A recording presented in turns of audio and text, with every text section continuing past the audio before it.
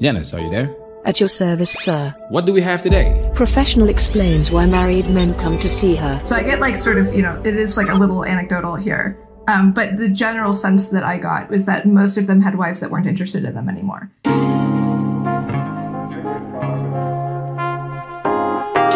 Sex worker explains why married men come to see her. Welcome to Manosphere Highlights Daily. Unheard had an interesting live stream about the effects of the sexual revolution featuring Louise Perry. She was kind of debating a sex worker. The reason why I'm saying kind of is because the sex worker mostly agreed with the arguments Louise Perry made. The link to the hour-long video is in the description, and we're going to highlight the part where the pro explains why married men come to see her. Now it's time for us to get into this and do what we gotta do, because we men, ain't we? I think that this is also true for like the polyamory monogamy distinction. Like you're correct in that like a lot of polyamory discussions are talking about like what jealousy issues, but like monogamy also has like dead bedroom problems, right? Like both are relationship structures that require some sort of like negotiation of your desires and what you can achieve in your life. And both of them have like pretty severe downsides. And as a sex worker, I see a huge amount of the downsides in monogamy from men, supposedly monogamous men who come see me because of failures in their monogamous relationships.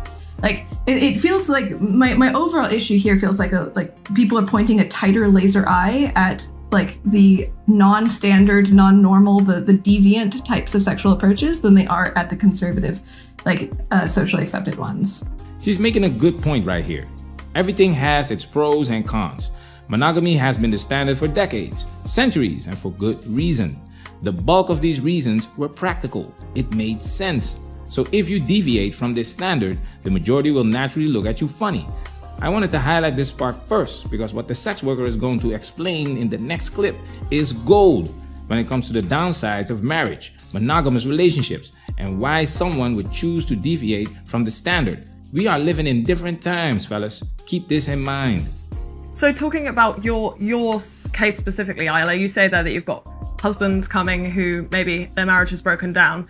If you were not there to service the kind of the needs that they then had, do you think that they would turn back to their wives and have a frank conversation about their sex life? Or do you think that you are offering them a way out? Now, before we let the sex worker answer, look at the way the question is asked. Our previous video was about robot companions. Why would a man prefer to be with a robot instead of a real woman? Why would a man get busy with a sex worker instead of his own wife? This completely takes away the responsibilities that women have when it comes to marriage and relationships in general, and puts all the blame on men. Like women don't have anything to do with it. We've exposed this many times on this channel and the manosphere in general, that it's women that prefer hookup culture, that it's women who don't want to get married, and it's women who initiate 70 to 80% of divorces. So now let's hear what the sex worker has to say. Well, so my data set is basically, I would ask the guys that I saw, are you married? And if they said yes, then I would ask, so why are you seeing me? So I get like sort of, it is like a little anecdotal here.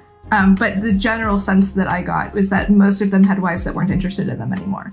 Basically wives that had like a bunch of kids or like were, had health issues, and basically just their sex drive was zero. And sometimes I would ask like, well, have you considered like bringing it up to her? Like, have you talked with her about it? And the majority of the responses I made, 60–70%, were like horror. They're like, I don't want to destroy my entire life. One like guy, it was common for guys to be like, if I bring it up with her, I think she would leave me. Did you hear that, fellas? Men know that when married, it's cheaper to keep her. Women know that they are in a win-win situation when married. The man loses everything. That's why he has to think twice before having a conversation with a woman he knows will effort his spirit when he wants to talk about getting some punani. Janice. A sexless marriage is a marriage in which there is little to no sexual activity between the partners. Some experts define sexless as falling anywhere between having no sex at all to fewer than 10 sexual encounters per year. Researchers estimate that 10 to 20% of North American marriages are completely sexless. It's difficult to estimate exactly how many happy low or no sex relationships are out there because experts only hear from dissatisfied people. I've talked to guys that couldn't get sex from their long-term girlfriends, and I've seen a pattern with these guys. They were not going anywhere. It was clearly their girlfriends who were wearing the pants, so to speak. I would always bump heads with their girlfriends because I don't participate in their foolishness. And that's exactly why these guys keep quiet, because they know the consequences if they dare to open their mouths. This is exactly why Will Smith slapped Chris Rock, because he knew he had to go home after the Oscars. Let's take it a step further. Doesn't that suggest that actually, if you weren't there to counsel them, that they might actually go and speak to their wives about it? That the point is that by allowing these kind of sexual avenues by which married men can go and find a kind of proxy sexual partner, that they don't have to confront the real emotional issues at the heart of their relationships. Once again, the way the question is asked is from a perspective that the man has to solve the problem. Emotional issues. Women don't even understand their own emotions. We made a video about a life coach explaining why women file for divorce. And in that video, the divorce lawyer explains that 90% of his clients are women, and the majority of these women can't even explain why they are not happy. I disagree with that. I think women know exactly why they are not happy. But the answer to the question is not politically correct. And a lot of times, the solution to a woman's unhappiness is unrealistic. For example, the it girl that hit the wall became invisible to the world, including the Chads and Tyrones. Even though her husband still loves her, losing this attention creates this emptiness and makes her feel dead inside. So it doesn't matter what her husband does, she will never be that it girl again. Ayesha Curry mentioned that she wanted more male attention.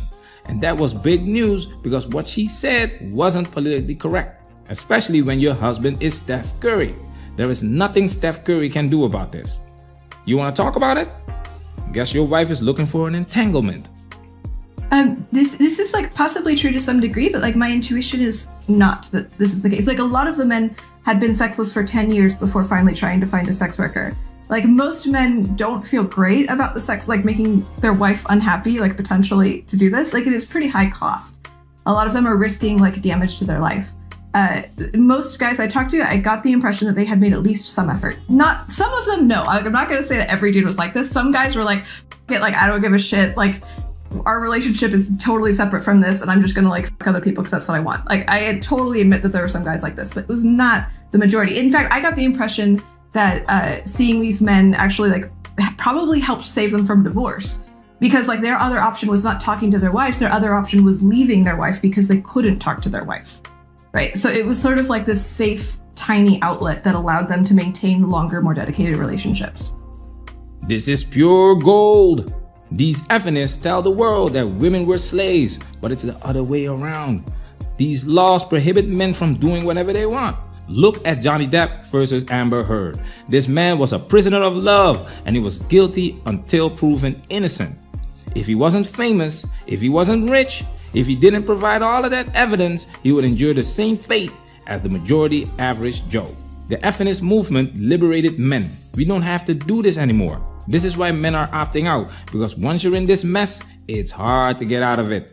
Prevention is better than cure. These women can decide on any given Sunday not to give you anything and have a problem when you get it somewhere else.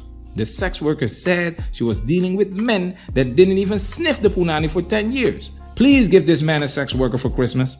And you know what? If your wife decides to get it somewhere else, you still have to pay for it. The judge will not punish her for not having sex with her husband, even if she is in perfect health. Now, what if you stop paying rent? Stop going to work just because you feel like it? Look what's gonna happen. Look if she's gonna stick around for another 5 minutes. Modern marriage is a joke. It has no benefits for men. One of the reasons men got married is because it would give them access to sex. If you can't get it from your own wife, where do you have to get it? That's where the sex worker comes in. The thoughts, the streetwalkers. In modern society, you don't need to get married to have sex. Feminists wanted this. I can understand why there are men out there that can't wait for these sex robots to take over. Presumably their wives would have left them if they'd known, though. So this was a secret encounters. Yeah. Man, that's where we working. Protect yourself at all times. This video has officially been highlighted.